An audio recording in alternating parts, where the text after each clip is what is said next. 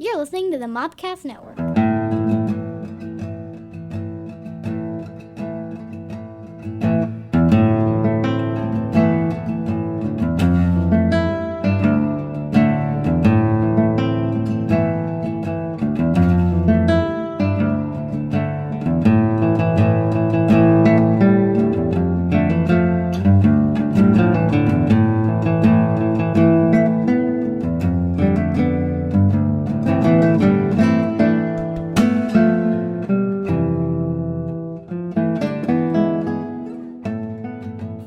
It's Mando Monday time. Mando Mondays, Mando Mondays. I apologize for missing a week and postponing a week. That's all on me. That's all right. If we were current, it'd be a whole different game. It'd be like, boy, Scotty, you really dropped the balls. I did drop the ball, but I didn't. But you dropped the Baby Yodas. I dropped the Baby Yodas. At least I didn't punch him. Yep, Oh, spoiler alert for next week. Yep. So this week we watched Chapter 7, The Reckoning. Yep. Oh, by the way, I'm your Native American pop culture spirit guide, Scott. There we are. And I'm joined by the man who puts Mandos into men. Nope, wrong show. That's for the other one. That's for R-rated. This is a PG show, sir. I don't know anymore. It's just co-host on this show. It's co-host. Yeah, co-host. That's what the man. I'm the man of Mando. He's the Nub podcast. He's the nine numb to Lando, to my Lando. Can we have that for the Rebels podcast? Yes, and then my nine numb to my Lando. Do you know why I know it's nine numb? Oh, someone phonetically spelled it for you? Well, if you look at it, it is nine, N-I-E-N. Yeah, but if it's German. Right. Also, there's a 10 numb. No, there's not. He's a B-Wing pilot. There's a 9 num and a 10 num. Yeah, of course. These guys got lazy. They got so lazy. There's no, you don't believe me. I look at that look in your eyes, and they're like, I don't know if it could be I'm squinty. I have glasses on. look at the eyes like, no. This is the way you and just start wearing a mask so you can't see my face. This is the way. You just got Wade.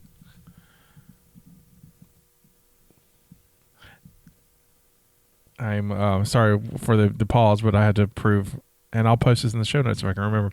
My problem with it, I'm going to fix that too. We're going to get a producer in here, mainly just to remind me of all the things I should put in my show notes that never make it into the show notes. Yeah, that's the bigger thing.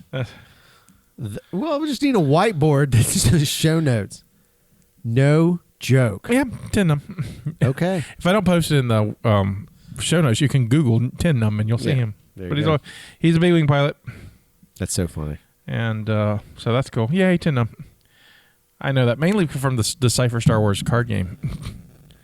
Because he came out in Jedi Desert 2. And they need more characters. They did. They did. I get it. They need more characters. So we watched Chapter 7, The Reckoning. Oh, directed by Deborah Chow. My favorite director of the series. Written by Jon Favreau. Stars Pedro Pascal. This is a greatest hits, basically. Basically what we're getting into. Pedro Pascal is the Mandalorian. Carl Weathers is Greef Karga. Gianna Carrero as Cara Dune. Nick Nolte as Quill. Misty Rosa as Quill. The body. I decided to put the body in. That's nice. Taika Waititi as IG-11, Werner Herzog as the client, and Adam Pally shows up as the biker scout, but we'll talk about him more in next week's episode. And we get Moff. Oh, sorry. Today's Bounty Puck. No, my bad. Look at that guy. If you were Moff Gideon, you would have killed me. That's true. Giancarlo Esposito as Moff Gideon. We know Giancarlo from lots of things. What is your favorite thing? Maze Runner series. It's in my list. And seriously, I love those movies. They're guilty pleasures for me. For me and a lot of others, this has to be Gus Fring and Breaking Bad and Better Call Saul. One of the best death scenes in television history, I think. Sometimes when I'm down, I just watch it. Yeah, no, I get it. But he's also among that. He was in Dear White People, Once Upon a Time, to Do the Right Thing, Homicide: Life on the Streets. He's in Malcolm X. He's also in two other Spike Lee joints. Spike Lee joints. Here's something really interesting though. He was on Sesame Street. Did not know that. Yep, for a little while, for 6 or 8 episodes. But most importantly, as a child, he was part of the children's choir that sang the theme song to Electric Company. Oh my God, that's fantastic. What a good nugget you found there. Yes. Here's the biggest nugget I found. Born April 26, 1958 in Copenhagen, Denmark. Oh, wow. Did not know that. Shout out to Denmark. His mother was an American opera singer. His father was a stagehand, carpenter from Naples, Italy. For a while in New York City, he had a roommate. Who do you think his roommate was? Other famous actor. Nick Nolte. No. Because that would just be too awesome. I would love to see this guy on Star Wars, though. I've been in other science fiction. I will give a hint. He likes red and blue pills. Oh, no way. Lawrence Fishburne? Yep. No way. Yeah, Lawrence Fishburne's roommate. I'd love Lawrence Fishburne in Star Wars. He was Cowboy Kurtz's roommate. Now, hey, look, that's probably during the time frame. Maybe. He has a degree in radio and television from Elizabeth Seton College. He loves yoga. And he is fluent in Italian and Spanish. That's brilliant. Oh, and for those Hollywood Walk of Fame aficionados, if you want to go tour Hollywood, his star is found at 6351 Hollywood Boulevard in Hollywood, California. No joke. I didn't even know he had a star. Mm-hmm. Good for him. Good for him. Sort of, I guess, because did you find it? You know how that works? No. They nominate you, and then you have to buy the star. Oh, you're kidding. Yeah, you have to buy the star. Oh, that's kind of dirty. So usually people will, like, especially for classic actors and stuff, they'll raise money for it, but you have to buy it yourself. Aw. You ready to get into this? Yep. Aboard the Razor Crest, the Mandalorian receives a hologram message from Grieve Karga, the head of the Bounty Hunters Guild. He tells Mandalorian that the client has imposed some kind of crazy rule of the city and has impeded guild business. He's like, I can't get no business done because of this mess you caused. The guild considers the client a mutual enemy, but cannot get close enough to him to take him out. He offers the Mandalorian a proposition to bring the child back to Navarro as bait to eliminate the client. If he succeeds, the Mandalorian gets to keep the child, and Grief will clear his name with the bounty. So it's, hey, buddy, help a brother out. And we're cool, right? We cool, right? We're cool, We're right? cool, right? Because you didn't mean to shoot me, or you shot me specifically in the Beskar. Although I don't think he knows that. I'm still saying that he... You don't think so? No. Oh, I'd be like, ooh, he shot me in the Beskar, thank God. Yeah. He says that he's a man of honor and should not have to live in exile, and awaits the Mandalorian's response. So the Mandalorian looks over to the child and is like, yeah, that's probably a trap. So I'm going to need backup. So he basically goes and starts putting together his crew he needs. So he goes back to Sorgan and does not see the hot Indian chick. He should have saw her. But he didn't. But he went and saw Cara Dune instead. And she's having this crazy boxing match with a Zybrak.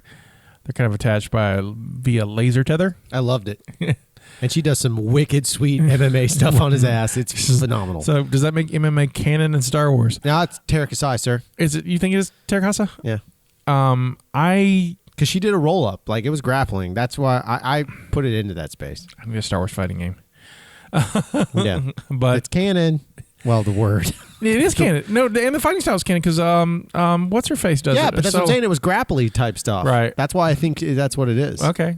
I mean, in our world, it's regular grappling. See, instead of this tether stuff, and I guess it fits her because for her MMA background, so I get it. But honestly, I want to see the day we get shock boxing. Yeah. That's one of those non-canon things. I'm like, it's been in all the games. Yep. I mean, one of the greatest, one of the most fun character packs you could play in the West End games was a shock boxer. It's like a Trandoshan shock boxer. I'm like, kind of into that. Kind of want to see that. Shock boxing is like regular boxing, except you have electrodes on your hands and you just shock the crap out of somebody. I'm looking forward to it.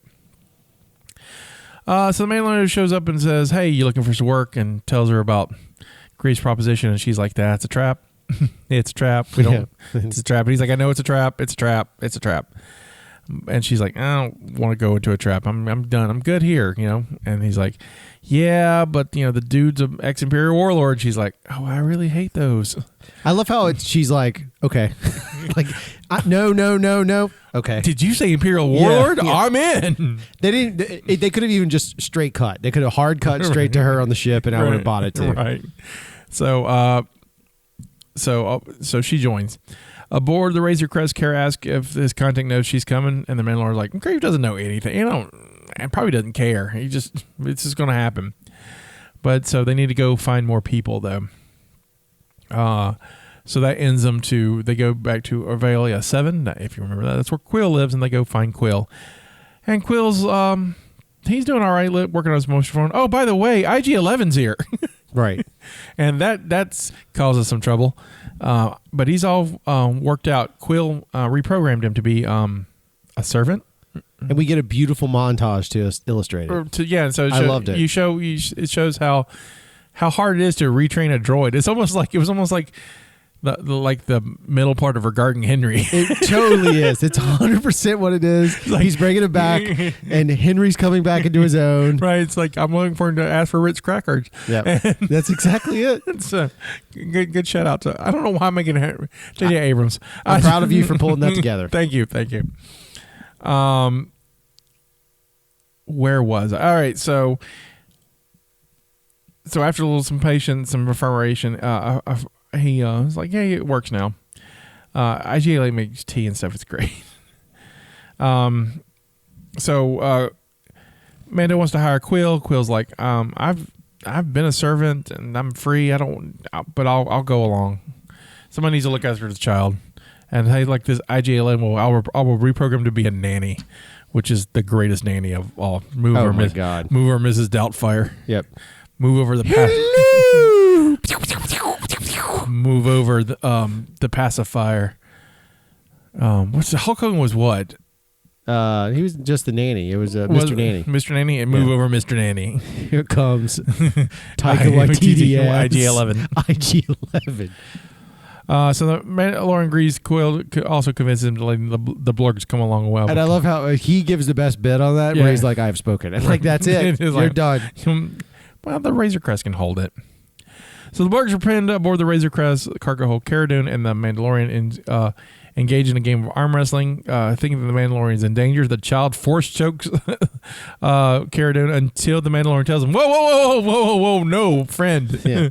Friend. So now know the baby can kill people. It's straight up. Toddlers. Quill says that the child is curious, but Kara's frightened. I got you. I feel you. Quill now understands that Mandalorian encourages he understands the encounter with the Mudhorn, but is unable to name the phenomenon because no one talks about the Force. And you want to know why? Listen to the last episode of my Star Wars Live. That's absolutely, if you want to go back to that debate, I listened to it the other day just because it was on the back. That's our debate. Like, it's forever going to be the debate, but it's accurate at this point. Right. So until someone tells me otherwise, I know why. Kara questions how Quill walked free of Imperial indentured servitude. Quill said he bought his freedom and with the skill of his hand and labor of 3 human lifetimes, telling not to doubt him. So there's some, she is so hard anti-Imperial. Like, we know Quill served the Empire, and she's like, still a dork. Can't, I don't like you. And so the Mandalorian enlists Quill to help pad the child's pram. Yeah, interesting word. It's a British word. Quill said says that this is the way to prove how he freed himself from servitude, that he'll just build a new one. And so he does. And it's badass. It is badass. It's like it's almost like Tim Burton's Batman. You have shields. Yeah, that's exactly what it is. That's totally what it is. So I'm all into that. So Kara says she's not been to Navarro, but says that the New Republic lost a lot of forces there. She explains that the city is dug in pretty deep, and there's no cover. Kara says that that it stayed Imperial until the end of the Galactic Civil War. The Mandalorian says the client was a former Imperial officer, and that he took out an Imperial safe house. He thinks there are more ex-Imperial forces there. The Mandalorian distrusts IG-11 and refuses to allow him to look after the child. The Razor Crest lands on the remote planet of Dave Navarro. I've been wanting to say that for a minute. Yep. They are met by Grief Karga and the other bounty hunters, including a human, a Nikto, and a Trandoshan. Grief explains that he had arranged for a rendezvous in a remote location because the town is run by an ex-Imperial forces. The Mandalorian, Quill, and Kara ride blurgs while IG-11 stays behind on the ship. Grief suggests that the former rebel shock troopers stay behind to guard the ship to They guard it from Jawas in the lava field. The Mandalorian insists that Kara's coming. Griff relents, but advises Kara to cover up her rebel tattoo. Because, if you're going to go into like an Imperial place, you don't want to be like... And we also kind of get confirmation that a lot of the rebel soldiers, a lot of the Imperial soldiers have gone somewhat merc. Right. Because he does say eventually, like, if you cut the head off, that if there's no one there to pay him, they'll flip sides and come work for me, basically. Right. So... Grief also gets permission from the manager to look and hold the child, whom he finds cute. Grief advises them to travel across the lava fields and find a place to camp for the night, since it's approaching dusk. And then this episode turns into pitch black. It's totally the movie Pitch Black.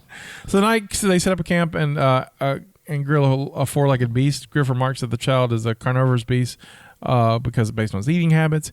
Grief and the Mandalorian go over the plan, which involves entering the common house, showing the client the bait, and then killing him at the table. When the Mandalorian asks about the reinforcements, Grief claims that they are mercenaries, like Drew said. But the Mandalorian is skeptical. Grief says that there are only 4 bodyguards. It'll be fine. Nothing's going to go wrong. As then a winged beast descends and totally pitch blacks the whole camp. So the traveling party is attacked by these several winged beasts. The Mandalorian seals the child in his pram, shields, and he and his companions fire at the winged creatures. The creatures capture and eat the blurgs. Thank God you had the blurgs with you because they're tasty snacks. The blurgs are hit by friendly fire. The Mandalorian managed to drive the creatures away with his trusty flamethrower. If it's like, and I had forgotten it was in it when I rewatched. I was like, here it comes. I was like, oh, there it is. It's like a warm friend. Hi. Yeah. Grief's right arm is badly wounded by the winged creatures, who bites contain venom, not the Spider-Man kind. Sorry, No, it's good. Thank you. I was with you. Thank you. Grief thinks that... You might say it caused some carnage. Right, cause some carnage. Grief thinks that the end is near. He can see, his light fading. Kara tells him, "No, be so dramatic. Everyone, this is fine. They got med packs. No one has extra ones, though." But the child manages to heal Grief's arm with the Force. Grief, Quill, Kara, and the Mandalorian, and the other bounty hunters are amazed by the child's powers. Ooh. The following day, the group continues the journey. Grief and the 2 remaining hunters attempt to ambush and kill the Mandalorian Kara. However, Grief shoots his associates dead. All right, so look, bear with me. The original plan was to bring you out here, kill you, and take the kid. But we just had this pitch black moment together, and Space Baby healed me. So we cool, right? Yeah, I mean, okay, sure. We cool. Kara doesn't believe him, but Quill is like, we cool. And the Mandalorian's like, I guess we're cool. And the baby's like, cool. And I don't know, the baby's not like that. I don't think Baby Yoda cares. Grief says that they share mutual interest and eliminate the client. He proposes using the child as bait to get to the client. Well, that was the original plan. Let's do that. The Mandalorian comes up with a plan to turn himself in so that he can kill the client. Kara thinks that's insane, and the Mandalorian says, "This is the only way." Yep. The 4 come up with a plan to bring the child's pram as a decoy, but to send Quill and the child back to the Razor's Crest. Kara comes along with the decoy pram. The Mandalorian tells Quill to engage ground security protocols and get inside the ship. The Ugnaught vows to keep the child safe and tells Kara to cover her stripes. Quill rides back to the ship and the child and remains with the remaining blurg, and Grief and Kara bring the restrained Mandalorian and the pram to town. They encounter 2 scout troopers on speeder bikes at the gate. The troopers demand a chain code from the Grief, who complies. The 3 of them find that the town is full of stormtroopers. Grief explains that the Imperials increased their presence after the Mandalorian busted the safe house. I thought you said there were 4. I meant 400. Right. The 3 enter a cantina where they meet the client and 4 stormtroopers. They're the 4.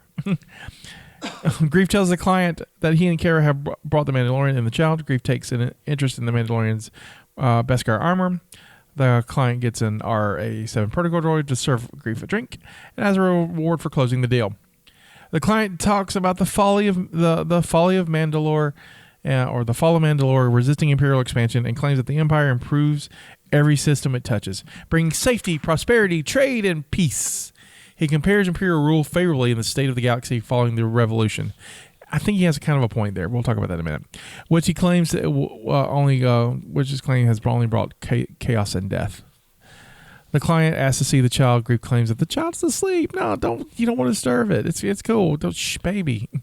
You don't want to wake. And baby. then then Werner Herzog gives the most compassionate Werner Herzog moment. He's like, "We will be quiet," and he's so sweet about it. We will be quiet around the child. It'll be fine. It's so great. You just got to be like almost a whisper with it him. Is. It's like, so great. It's a great moment. A stormtrooper sets up a hollow. He's about to see the child. A stormtrooper says he's got an urgent call. A stormtrooper sets up a hollow projector while the Mandalorian gets Grief to unbind his restraints and pass him a blaster. Kara thinks the odds are bad. Got a bad feeling about this. Yep.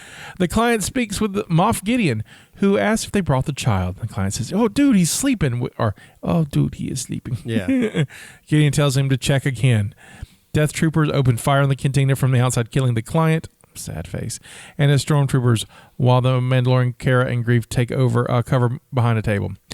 The RA-7 protocol droid is hitting the crossfire, if you cared about the droid. Well, sad. Civilian. Our three heroes soon find the cantina surrounded by a row of death troopers. I love death troopers. Well, and they're apparently, the reason that they're called death troopers because they can actually hit the target. Right.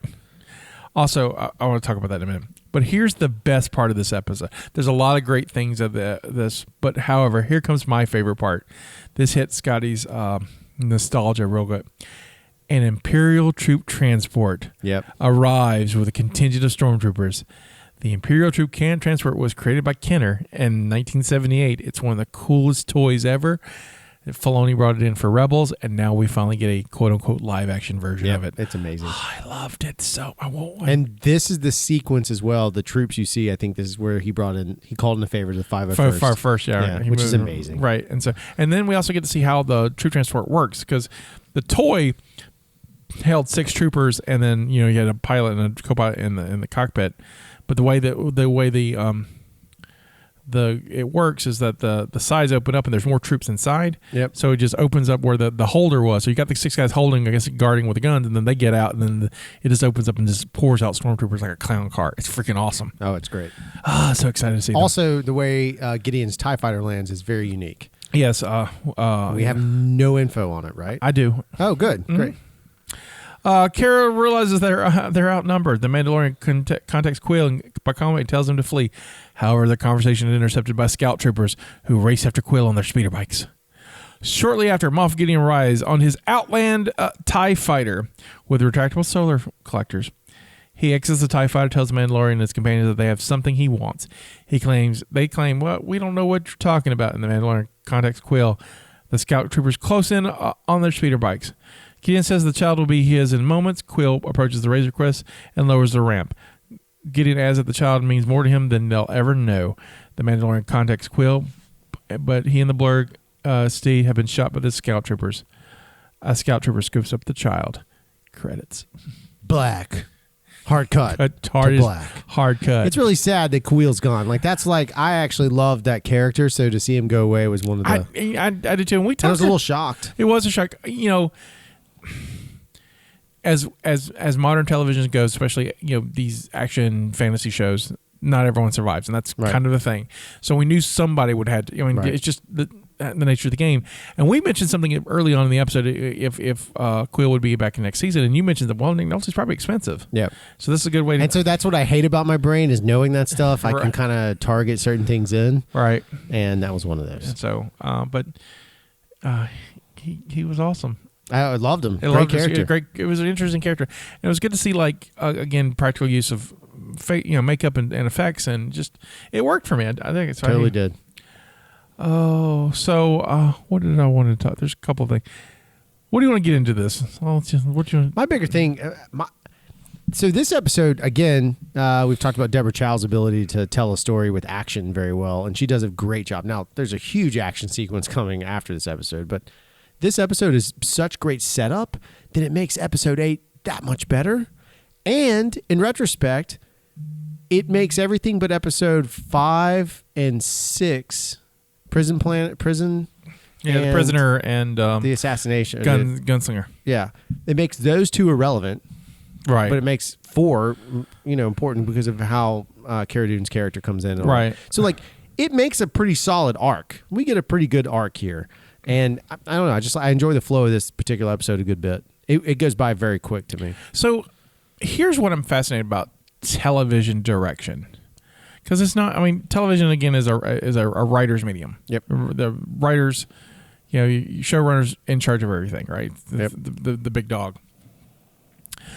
But this is basically, at its core, a 2-parter of one story. Yep. We get 2 directors on this. So Yep. we get 7, and we get Deborah Chow for this one. And the next one, we'll get Taika on this one. On the next one. So I'm curious how that works in the mindsets, because to me, most of the work's been done. You're just finishing it up. You're just, it's like... I think it's the interesting thing, both those directors, either she modeled hers or he modeled his, or they're just that good, but both directors, the tone doesn't shift dramatically. No. The IG-11 shifts a bit. The introduction of him changes the tone slightly, but not to an excess like you would see anywhere else. So... I was really excited to see IG-11 back. I didn't know we would get that. Yeah, I didn't think we would either. No. And I love seeing, you see him in there, you set him up, and you don't know what's going to happen to him from that point forward. You get an idea, but I honestly thought that it's such a cliffhanger. Right. And it was so nice not to binge it, at least the way I watched it. Right. I was in a position of I watched it every week, so I had to live with Kuil's death for 7 days. Yeah. Or 6 days. Yeah. Whatever. I don't know, it's great. It is. And I like, we touched on it a little bit, but I love watching Kuil work with IG-11. It's a great sequence. It's an interesting idea for a montage. Yep. In terms of story, it's not needed, but it's a great nugget. Well, it does something for me and this is more for my Star Wars life, but it does something for me that I've always had a question about is droids seem to really impart, or I'm sorry, their owners making a major impression on them. I'm not thinking of it's what you do with the imprint. And there's a lot of imprinting going on. So IG-11 in this case is now imprinted by Kuil. Yeah. It just seems like there's that level of, I don't know, it's showing it for the first time. Right. And I love how the fact that IG-11 is aware of what he was. He knows what he is. Right. But I'm programmed for this. This is my job Right. now, so I'm dedicated to that. It's cool. It's heavy. It's heavy. And it's good. And it doesn't bother him, but it for me, I'm like, dude, that's yeah.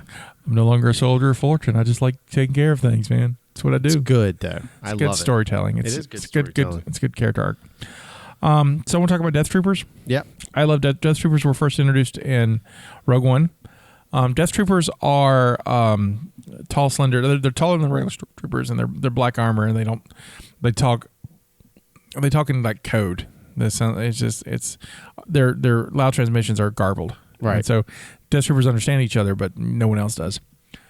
I love Death and they're also engendered, I believe, right? They're male and female. Yeah, all stormtroopers are now. There's female stormtroopers in this episode. Yeah, including possibly Vanessa Marshall. That's delightful. Yeah. I know she's done some. I don't know if it's this episode or next episode, but the voices are. I think it's next episode actually. Anyway, but and we saw them in Rebels. Thrawn had them in Rebels, right? And Krennic has them in Rogue One. So here's my bit about them though. So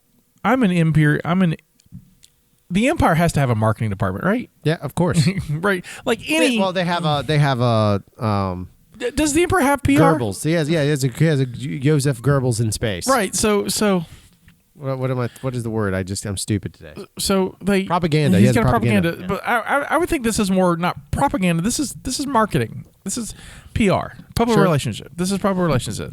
So whoever's in charge of Imperial infantry shows up to PR and says, "I got a new trooper.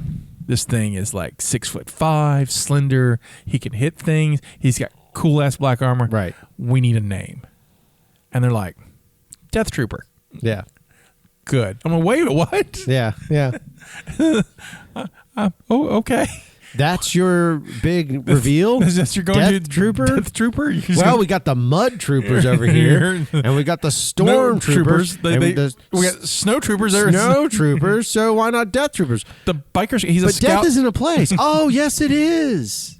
Okay. So biker scouts. You know, they're on bikes and they scout. Yeah, that's what they do. All right. Checked all the numbers. Well, they actually hit things, so they're giving death. Right. Okay. So I'm going to one day create something that's like the Jolly Panda Trooper. Right. I'm all for it. Right. It's like it's the most benign sounding happy thing that will unleash death. Yeah, I'd love it. It's like, oh look, G.I. Joe did that with like Cobra Troopers after a while. They just random things. They're like, oh look, a brick wall trooper. It's like, oh great. My favorite was a night trooper because he worked at night. Yeah, Night Vipers. Yeah, night Yeah, that's him. Just a night viper. Why? I got night vision goggles. I only work the night shift. Alley vipers. Oh yeah. What do? I have pink camo. No, orange and blue. Close enough. The first one was orange and blue. Yeah, it was orange and blue. But we all bought it because he had the badass. He had a shield. That shield was awesome, and his visor clicked up. Yep. And he had this crazy gun. Like, now I know what that gun is. It's an MP5. Right. But it has like a sniper scope. And it's like, what are you playing, Call of Duty? This makes no sense right now. Anyway, sorry for the sidebar. We're going to do G.I. Joe the movie on one of the podcasts. I swear to God. I'm looking for forward. It needs to go straight onto, I don't care which one, just I have to be involved. I just don't think the girls will get into it, so I don't know if I want to do it all. That's maybe why we should. What do you think out there, my Star Wars life? Should we do G.I. Joe the movie on Catacombs or on the Cult Movie Cantina? I'll let y'all decide. That's the way to do it. I'll put a poll out there because I know just seen it. I don't think Seth's seen it either. And I think they both think it's dumb, but that's okay. That's what makes it fun. Yeah, that's what makes it fun. But yeah, Death Troopers need better PR. The Outland TIE Fighter looked freaking amazing. Yeah, it's one of the best things. But what I'm saying is there's not a lot of info on, or you do have info I got a little bit. There's not much. I pulled up a little bit, and I didn't But write is it actual canon at this point? Well, it's what they can get from the what's available. Oh, there's there's not a lot available. Because what makes it work to me is we get a name. That's about it. It's just called the Outlander. Outland TIE Fighter. Right. So it's like. So I wonder if it has hyperdrive then. I don't know. Because we don't know what. Because we're post Jedi, so at some point, obviously the First Order borrows that influence and then puts hyperdrive into their TIE fighters or whatever theirs are. But there's special forces ones. I'm looking on Wikipedia, and so let's see, and see if there's anything mentioned about ties. I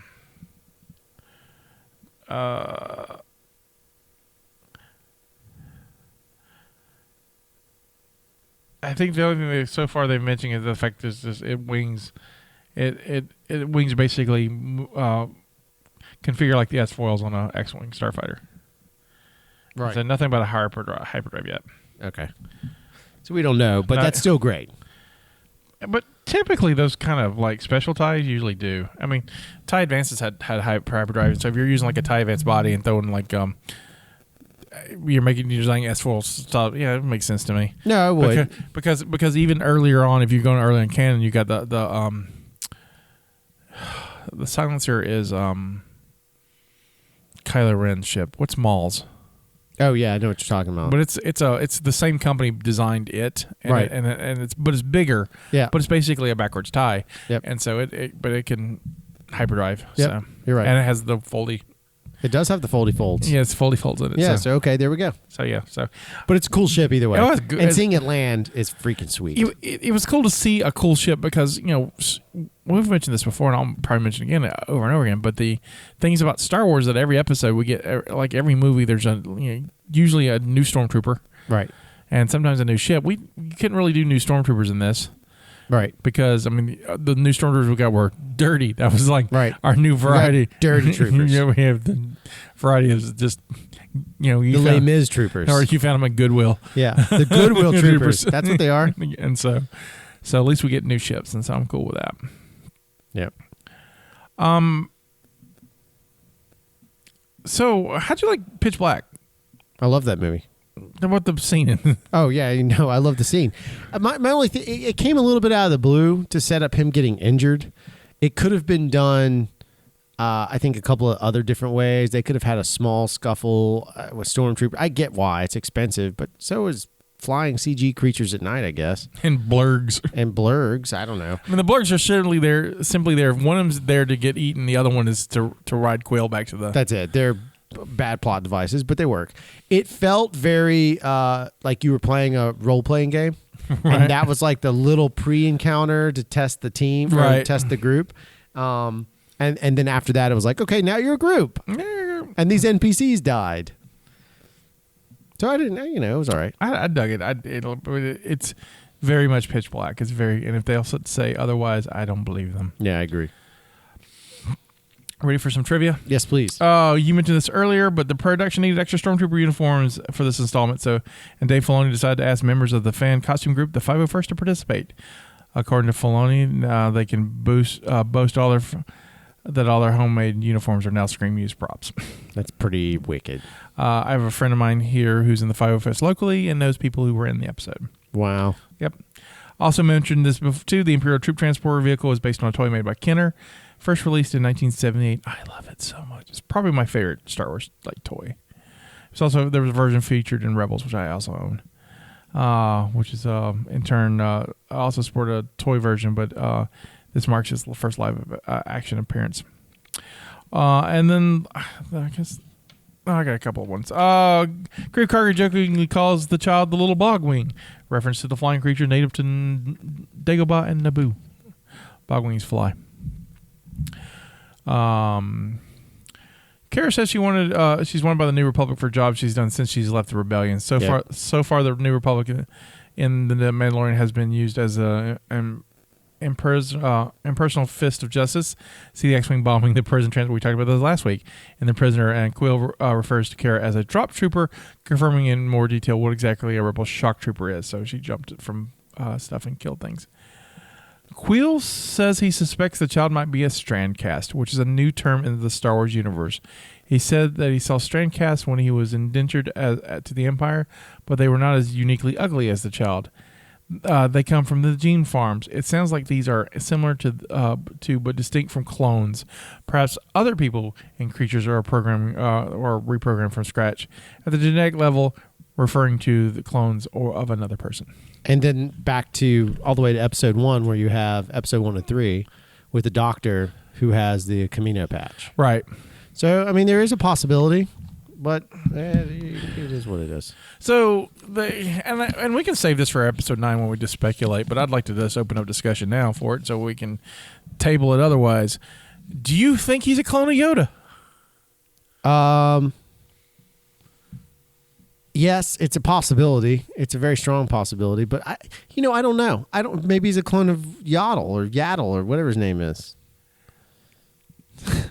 The face Scotty's making is one of Limburger cheese. I would be disappointed. No, you want it to be Yoda. Look, you have to have it be Yoda. Personally, I don't want it to be a clone of Yoda. I don't want it to be a clone either. I think it's a red herring. Yeah. And but who knows? We know in the Force Awakens universe that cloning's still around. Yep. Because Hux is like, Kylo Ren's like, we could just get clone troopers and not use as Hux mind control. We can just clone a bunch of guys. And Hux is like, he whines like, they're cloned. It works. They're not as unstable as clones. And I'm like, well, clones were kind of stable, so I don't know. Yeah. Y'all just treated them crappy. Maybe the technology's drifted a bit. Yeah, probably. Nor in the Empire, they just enslaved Camino and yeah, right, and just subjugated it to death. Empire's not really great at that. They killed everybody there, and they're like, "Oh, that was oops." Yeah, and so we're gonna just turn this to the Imperial PR department. That's it. All right. Oh, we're sending the Death Troopers. Oh, good. I named those last week. Yeah. Overall, what do you think of the episode? It is in my top 3. Top 3. Yep. I liked it. I liked it a lot. It's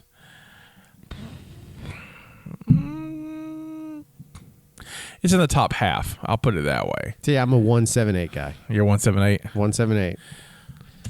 I just like the progress. I mean, because I can't say, it's hard to talk about this episode too much because you're leading into something else, right? Because we got a cliffhanger in the, and it's a big one. But like, so it's 7 and 8 are one episode, but if you have to rank them, it's like 1, 7, 8. I just like the flow of it. Gotcha. Those are my top 3. I don't know what the order is on that. I can just tell you those are the 3. 2 and 4 up there for me. Yeah, I like 2 a lot. Yeah, two's up there. So. The thing is, I like almost every episode except for 4, but I like it more than I do 5 now. Right. So I like every episode except 5 and 6. 5 and 6 are like unless I'm rewatching it for something specific, I think from now on I will watch 1, 2, 3, 4, and then 7 and 8. Which is what you can do, right? Because you don't need. I mean, sorry, Spacer chooses and. Well, what is that? That's Tatooine. Well, that's Empire and Jedi, right? Right. So just skip it. I want more stuff about politics and taxes and flying through the cores of planets, flying through planet cores, and more prequel stuff. More prequel. So next week is our penultimate episode of this. It will be the last episode of Mando Monday, where we look at 8 chapters. So we'll look at chapter 8.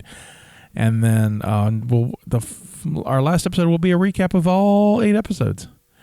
And we'll speculate and talk about what can happen in season 2. Yep. And who might show up. Because I've heard rumors. Yeah, there's a lot. There's a lot going around. And I'm like, not sure. I don't know how I am either. This is Scotty saying this is our contribution to the multiverse. Go out and make yours. This is the way. This is the way.